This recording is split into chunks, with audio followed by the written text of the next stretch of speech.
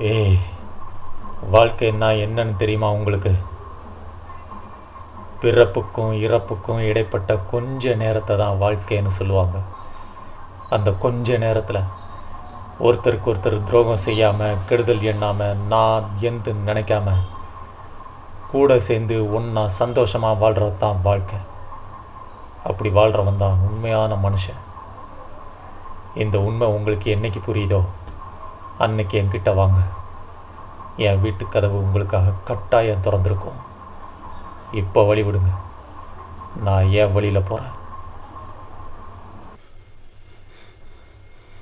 ஆமாம், நான் திருடன் தான், கொள்ளக்காரன் தான். உன் கண்ணுக்கு வேணா நான் ஹீரோவா தெரிஞ்சிருக்கலாம். ஆனால் நான் ஹீரோ இல்லை, வெல்ல. கோடி கோடியா கொள்ளையடிக்கிற வில்ல. அடிச்ச கொள்ளையில இருந்து தப்பிக்கிறதுக்காக ஊனமுற்றவனை நடிச்சு போலீஸையே ஏமாத்துறவன்.